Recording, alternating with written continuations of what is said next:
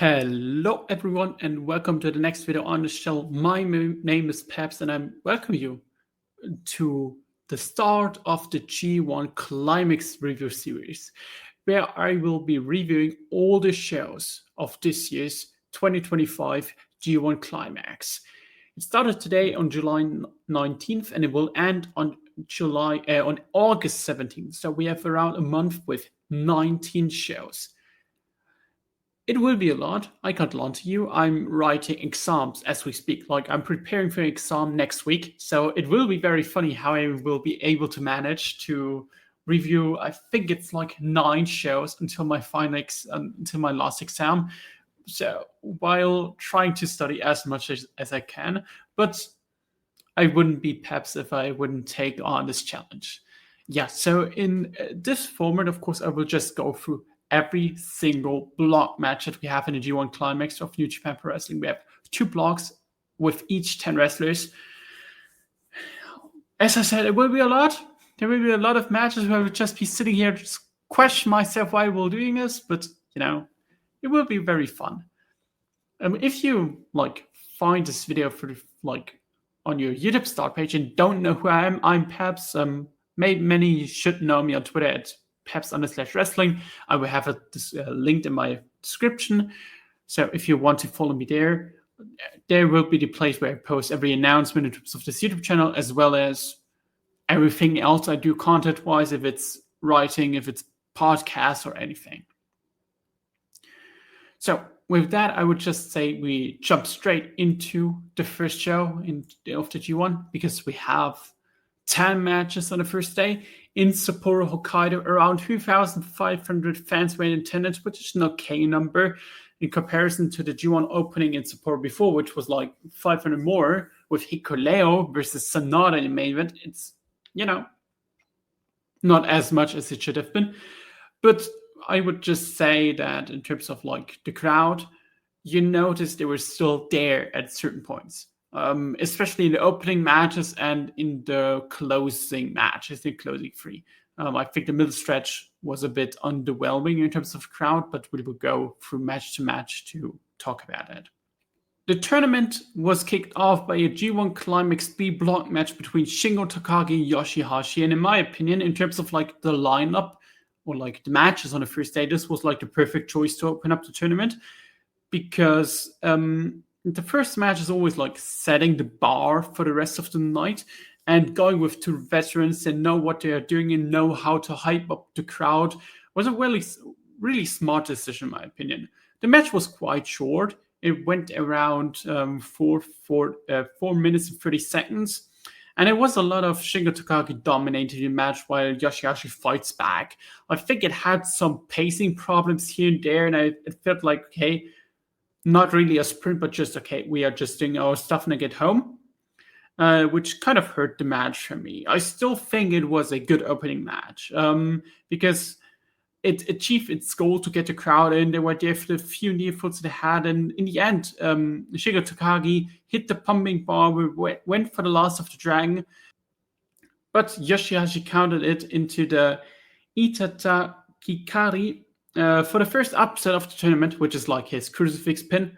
And I think that was a surprising result, maybe for many. I kind of should have seen it coming, because we will come to that with the other matches later in the show, that every returner to the G1 Climax, or they who made his debut appearance, won his first match. So it should have been they did it last year as well with Boltin and Callum Newman, who both got shocking upset victories over Shota, Umino, and Ren Narita. I kind of should have seen it coming, but sometimes you learn by doing it wrong. Yeah, overall it was a fine opening match. Nothing to write home about. It went 4 minutes. Still, I preferred over the next match, because the next match was a block match between House of Torches Evil against Callum Newman. Callum made his entrance. I was okay, I don't expect much from these two. I think Callum has improved. Meanwhile, Evil can be legitimately good, or can be really bad. And the first day of the G1 always shows you what kind of tournament you're getting from Evil.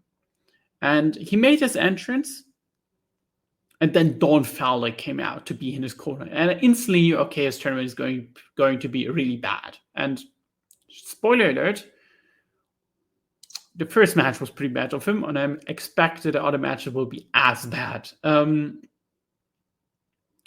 Evil did his typical stick, right? He worked over Callum, especially over his back and his leg. It was kind of interesting. Callum's comeback spots, in my opinion, worked really well because of that. He used his agility and his speed to outpace Evil, as well as taking out Dick Togo and Don Fowler ringside. But in the end, it was still Fale and Dick Togo who interfered, and Fale kind of botched the Samoan spike, his version of the Samoan spike, which was kind of stupid because he just did not hit him. Callum still took the bump, and then it was Evil who locked in his Scorpion Deathlock in around 9 minutes to get the 2 points. Yeah, I would love to sit here and talk about how awesome this match was, but it really wasn't. It was really nothing.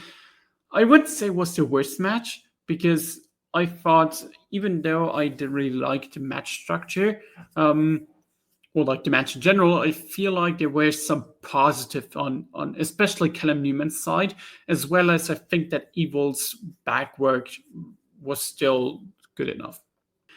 Moving on to the third match, and I think that's the most boring match. It wasn't offensive, but it also wasn't just good or bad. It was just nothing. And there was a B-block match between Drilla Moloney, who makes his G1 Climax debut against Great O'Khan. Like I said, the first G1 Climax match for Drilla Moloney in his career.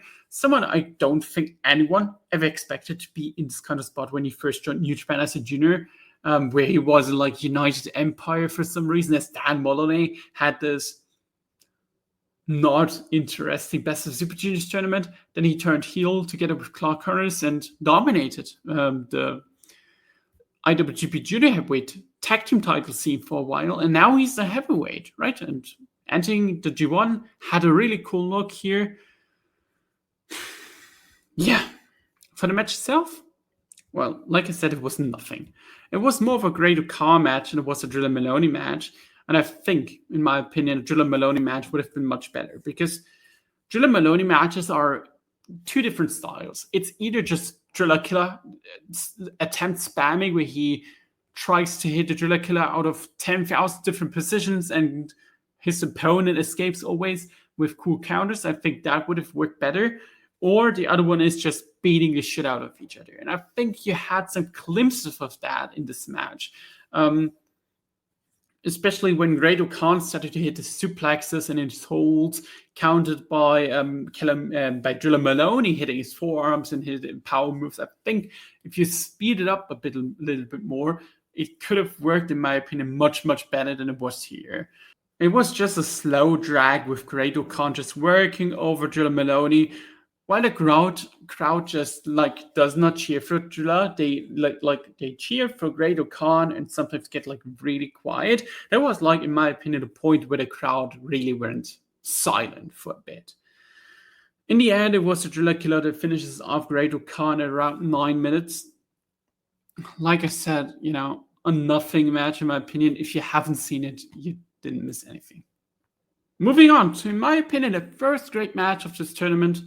And it comes from the A block, which is the block I personally prefer from the lineup. So it isn't shocking. It's Boltin Oleg facing Yuya Uemura.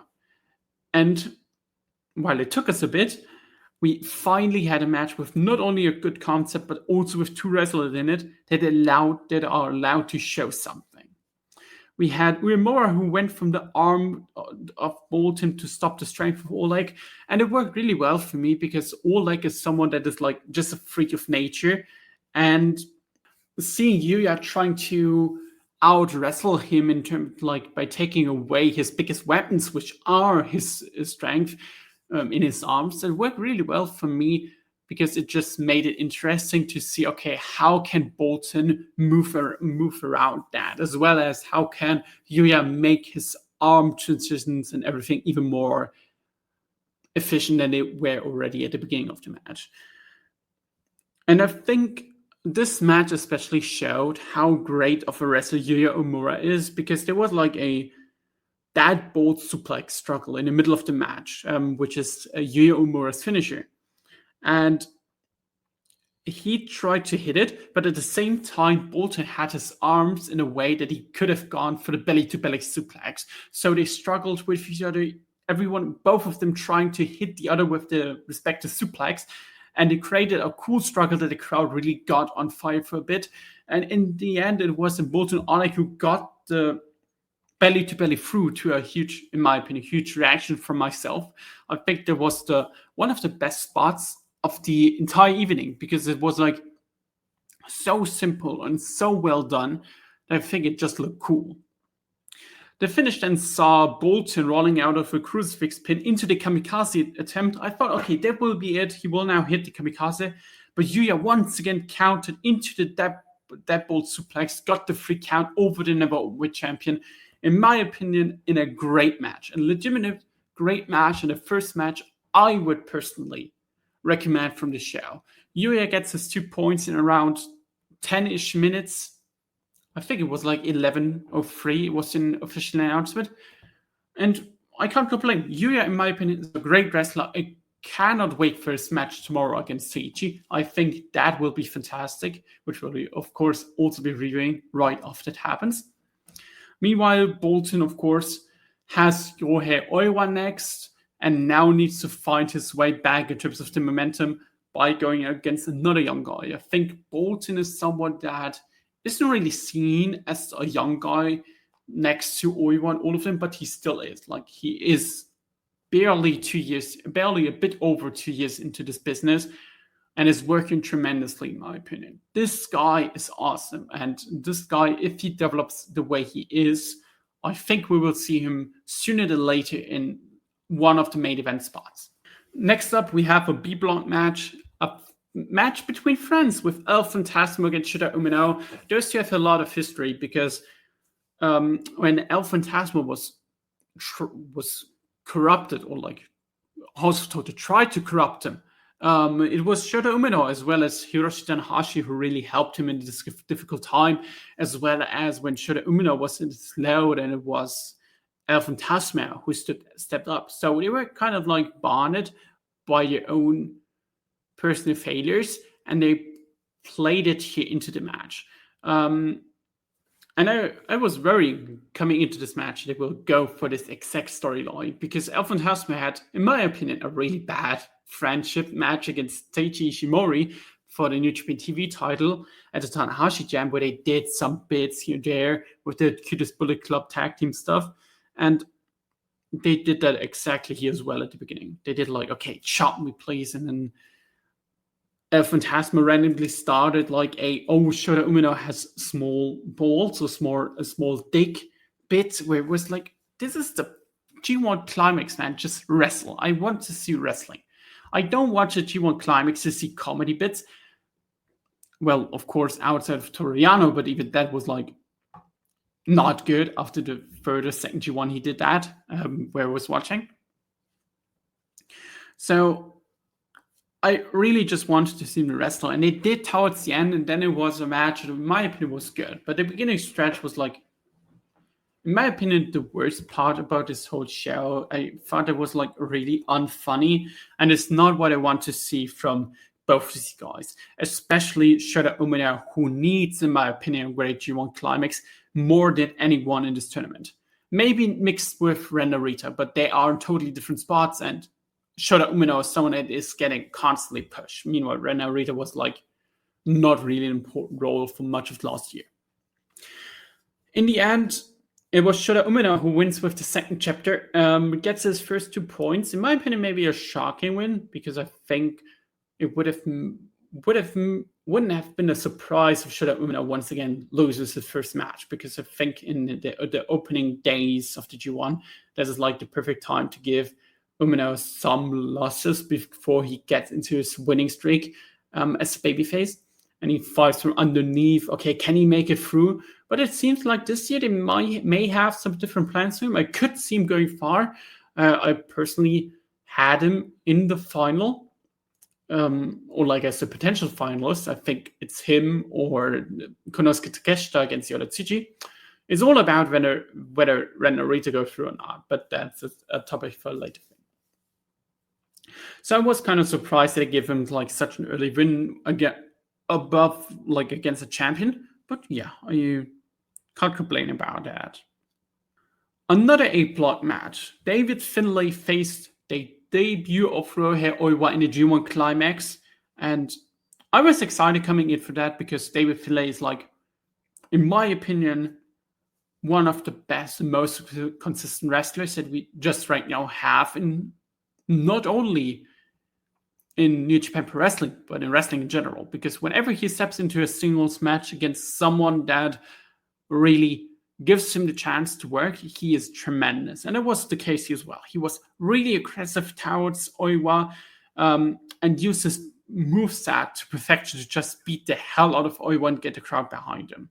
Finlay is just a ring general, in my opinion. He controls the match. He controls the pace well. He makes his opponent look good while coming off still as a legitimate badass and ring at the very same time. That is a combination that's like very tough because bumping a lot for your opponent could make you look worse in comparison if you are not doing it well. But David Finlay just times the whole thing really well that he himself looks great while he makes his opponent look great. And he elevates both competitors, himself and his opponent, at the same time. And that's a skill that not everyone have. In my opinion, Finlay does it really, really well.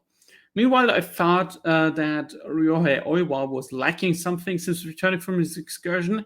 And this G1 Climax is the place where I hope he figures it out.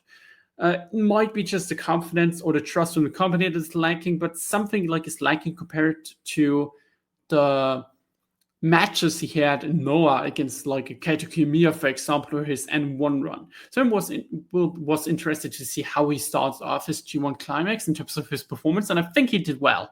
He laid in his strikes well and tried to use his new weight, because he clearly gained weight because he's like a massive mass fast to gain muscles. I think he uses all of them really well so far. I could see his style switching up over the tournament a bit, where he figures it more how to use his new weight to his advantage. But I think he did really well here, fought back well against David Finlay, and in the end got even the win with the grip and scored 2 points. Which I mentioned earlier, of course, that all the debuts won their matches with Drilla Moloney, but also with Oiwa. And I think Oiwa getting a statement win over someone that was not only the IWGP Global Champion for nearly a year last year, but also won the New Japan Cup in like March, right? That is like a huge win for someone like Oiwa and gives him the momentum that he needs heading into the next 2 matches of the tournament. For David Finlay, the last thing I want to say here is just, I think him versus the young guys, if it's Umino, if it's Uemura, if it's Tsuji, if it's Oiwa, and so on, I'm so hyped for his match against Boltin. Like, put him against any one of them, every single one of them, and you will have at least a really good to great match. This was, in my opinion, a really good match. I was really into that. They had the aggressive style. They punch each other hard. I like this a lot. Gets thumbs ups from me. Then we head into the big matches of the show. We start off with the B block match between Konosuke Takeshita and the IWGP Global Heavyweight Champion Gabe Kidd, who's now part of the Death Riders as well, challenged for the AW Trios Championships unsuccessfully at AW All In. Now came back to New Japan as a global champion to enter the G1 against also kind of new AEW wrestler who is under AW as well as New Japan and DDT contract with Konosuke Takeshita of the Don Callis family, who had Rocky Romero ringside. And Rocky Romero ringside always means, okay, potential for interferences. Luckily for me, they didn't interfere here. Instead, they went exactly the way you would expect them to go. Hard-hitting, non-stop action with high pace from the very beginning. They had like 5 minutes into the match, a suplex to the outside, countered into another suplex that was like a huge pop by the crowd. It was very good. And then just hit each other all the time until the very last minute. Like the final 2 or 3 minutes especially were fantastic. with the counter sequences, big bobs, and then just Takeshita killing Gabe Kidd with the neck snap and then putting him to sleep with the chicken wing suplex hold, and a ref instantly checks on him and then just instantly rings the bell to give Takeshita the win via referee stoppage. I think there was a really creative finish, a cool way to put over the new submission finish of Takeshita, because he defeated not only someone that has a standing, but also someone who's momentum-wise, or should be momentum-wise in kayfabe, really high on the card with the global champion, who just defeated Yota Tsuji, who just defeated Tanahashi and enters his tournament as one of the block favorites, together with, of course, Takeshita himself. What I think was fantastic about this match was the fact that the urgency in this match, especially in fast-paced sequences when a wrestler just hits a pile driver, which Gabe Kidd here, and just didn't emote before or struggles it, but just hits it, sold the urgency here really well. Gabe Kidd especially didn't take a few seconds to pander to the audience. He just hit the pile driver perfectly here. And sometimes there's time and place where you can, of course, play to the crowd. But if you want me to believe in a tournament like this, where every single moment matters, that you want to actually finish the match, then act with the urgency that Gabe Kidd did here. And same for Takeshita, of course, as well. But Gabe Kidd pile driver is that what I wanted to point out especially. Because in general, that felt like a G1 Climax match. If anything is a G1 Climax match on this card, a G1 Climax mid-card match, and it's this match. You had the urgency. You had two guys in there that just want to kill each other and did their thing. An absolute great match and the best match so far on the show, because it felt like a real G1 Climax match. Shout out to Gabe Kidd and Konosuke Takeshita. Two big thumbs up from me, in my opinion. That was really, really, really, really good. To the follow-up of this match, of course, they brawled a little bit after, and it seemed like, okay, this will build up to a bigger match between the two, because you don't run a 30-minute match between Konosuke Takeshita and Gabe Kidd if you don't plan to either run it back for a global belt, which could be a perfect match for the King of Pro Wrestling show in the Sumo Hall in October, or even Wrestle Kingdom. I think there would be a great Wrestle Kingdom, second to last match with them just battering each other. I think that could work. Or, of course, you run it back in the playoffs of the G1 Climax, where just Gabe Kidd maybe gets his win back to advance to the semifinals or something. That could, in my opinion, definitely work. Semifinals, that doesn't work. To the finals, or Takeshita beats him again. I think that could work. Or you run it at Forbidden Door, which I don't think is likely, because they have teased Gabe Kidd versus Will Ospreay at Forbidden Door, and I think if Ospreay is ready for that, I think that's a likely match for Forbidden Door. So I think they will run it back at King of Pro Wrestling or Wrestle Kingdom, and I'm hyped for that because they've shown what they can do in 13 minutes.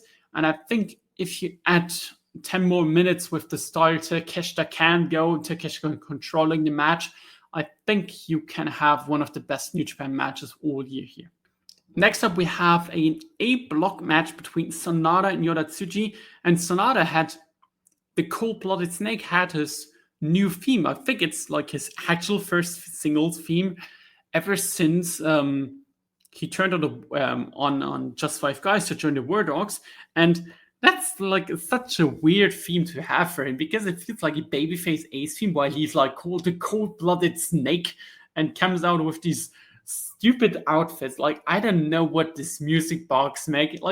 Whoever told Sanada, I don't know if it was himself or if someone in backstage came to the idea to wear the dumbest outfits possible to every single match that he has.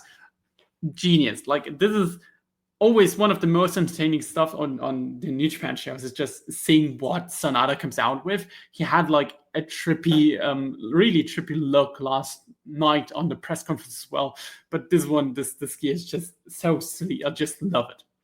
Meanwhile, Yota Tsuji had new pants as well. I like the black color on him. I think it looks fantastic. And the rope jacket as a mixture to it looks also really cool. The match itself was nothing really special. They went 5 minutes or so. But I liked it a lot. I think it was a huge surprise it was as good as what. Because Sanada's role in this match wasn't like the typical House of Torture heel, we have interferences or anything, but he played this smart veteran that tried to outsmart Yota Tsuji and get the win with every way possible. He went for like a count-out finish, which I like because it's like not something you normally see in this tournament. It's like totally different from everyone else. But also, it's much, much better for a House of Torture member to have a match like this if you want to have the shenanigans rather than interference from Dick Togo and Don Fale, which Evil has. Because it just makes Sanada look like stand out a bit more from the rest of the tournament because he does something totally different. And if that is the Sanada we are getting in the G1 Climax, then I'm super down for this run. Meanwhile, Tsuji's role was pretty much escaping everything that Sanada did in the end, just hitting this Gene Blast in around 5 minutes to get the win over Sanada. Something that was originally meant to be a way bigger thing. If you look at their Dominion match 2023, where Sanada defeated Yota Tsuji, who just came back from excursion for the IWGP World Heavyweight Championship, and Sanada was like presented as big ace coming into the G1 Climax. Well, a lot has changed since, right? And especially the careers of Tsuji and Sanada, because Tsuji just beats him for the first time in a singles match. I think he has beaten him before in the tag league without like any major problems. And well, that is just how Sanada is nowadays, right? Because he is now just the spoiler geek that just does his stuff and tries to outsmart his opponents rather than the big ace that he once was. Which sucks because Big Match Sanada, when he really tries and was really into it, is one of my favorites in New Japan. Then we are already reaching the co-main event of the show. We have Zack Sabre Jr. versus Ren Narita in the B block match. And I was interested heading into this, how this will go, because Zack Sabre Jr. has adopted a more aggressive style again in his match against Hiroki Goto, where he won the IWGP World Championship back. Meanwhile, Ren Narita is a wrestler that is very interesting to follow in the last year because he has always glimpses of being fantastic. If it is the match against Gabe Kidd in the New Japan Cup, or if it was his performance and his incredible blade job in the cage match against War Dogs in May. These are like the glimpses of greatness you had with Ren Narita last year, but also you had a really boring G1 last year, as well as all these underwhelming tag and trio performances as part of the Never Openweight six-man title run that he had, or as part of the tag league where he nearly went to the final. So what's interesting is to see, okay, how he will do here. And the first opening minute showed me, okay, he's really motivated because Takers Ren Narita was back. And I loved it. Him going limb for limb with Zack Sabre Jr. was really entertaining to watch and exactly what I want to be him. Because he was channeling his inner Yoshinobu Kanemaru, going for Zack's leg, while the world champion really sold it well, in my opinion. He's one of the few guys that actually can go limb to limb with Zack, Ren that is. And I think he did it really well here because while he has some bullshit, House of Torture bullshit in, it was more to get the crowd control back rather than actually actively being annoying. Like Evil's interferences and Evil's stick is annoying. Meanwhile, Ren's stick here was really well done and it helped the match a lot. Because especially in the middle stretch, they had fantastic stretches, fighting for multiple submissions. There was a spot where Zack tried to lock in the sleeper hold, which Ren Narita countered into his own sleeper hold, and then Zack once again countered into the Manchigatame, and that was once again countered by Ren Narita into a leg bar. And I thought it was like really creatively done because it just leaned into the strengths of Ren Narita as well as Zack Sabre Jr. rather than just working around it, which in my opinion a lot of the Ren Narita matches last year have done. Another spot I loved, or multiple spots I actually loved, was when Zack used his veteran sense to outsmart Ren Narita multiple times. There was a spot where Zack baited Ren Narita to go for the double cross, but Zack exactly wanted that because then he had him in the perfect position to hit the Zack driver. Another thing was where he ducked him again to hit the PK, for example, or go for another leg bar.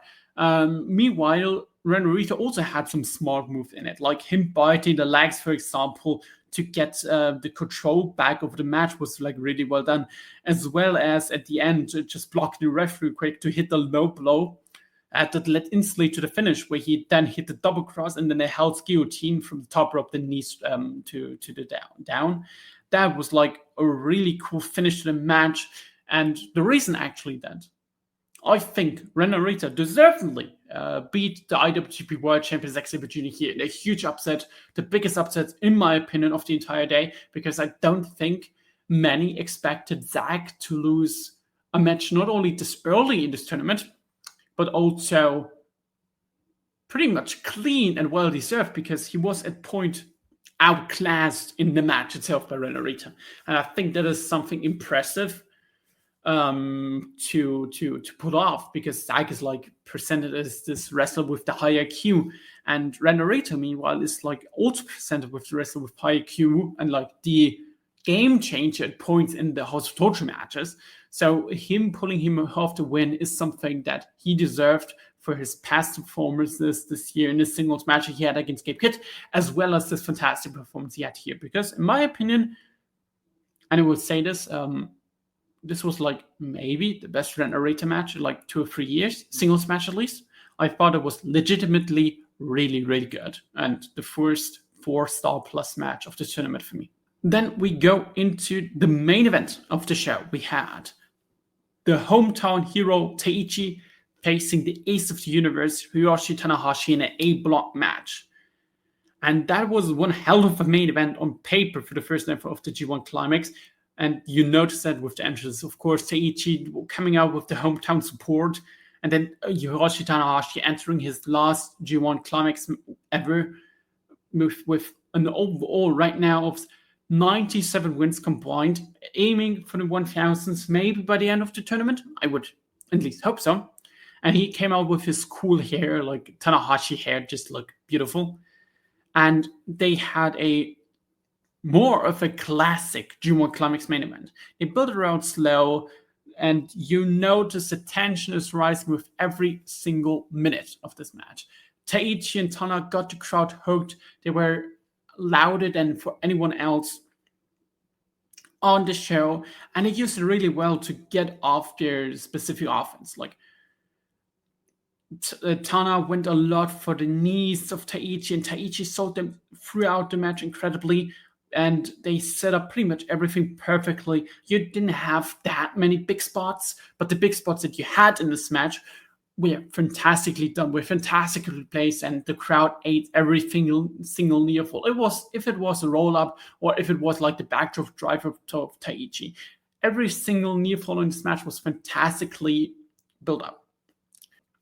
Of course, you need to mention like Tanahashi is not the same that he was years ago, but with his fire, with his passion, and his willingness to die inside the ring, and of course the Tanahashi-isms that he has, they are still here and they aren't gone, and it makes them so easy to watch and so easy to invest in these matches.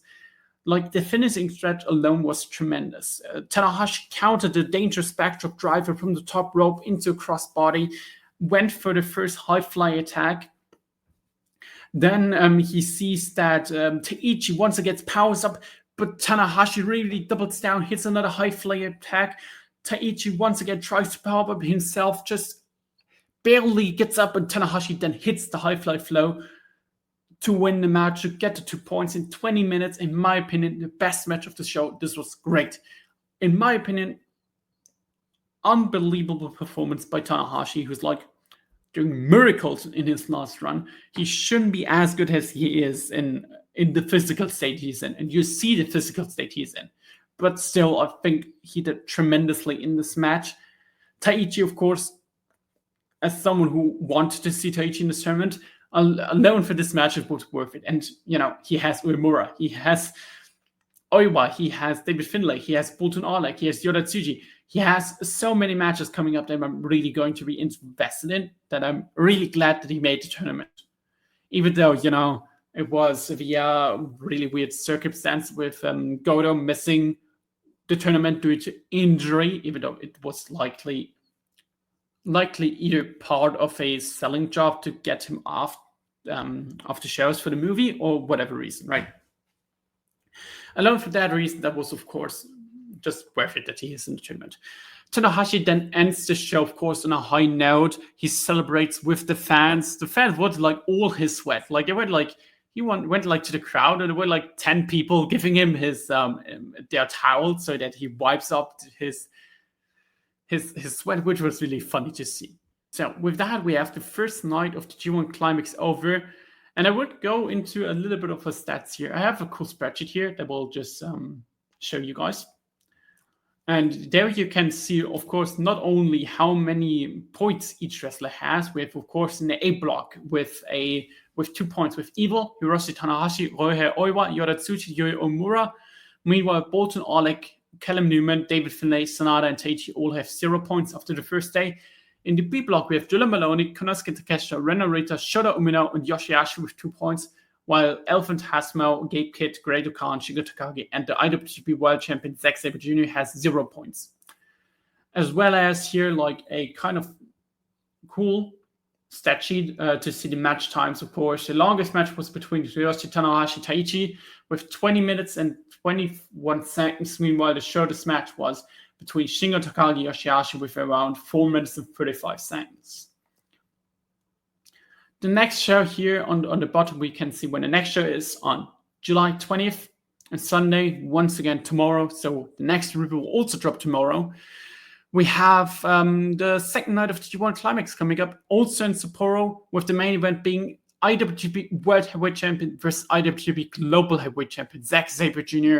versus Gabe Kidd, a match I'm really hyped for. I think they had a fantastic match last year in the G1 Climax, and now in a main event spot with both moving up the card. I'm interested to see how that works out.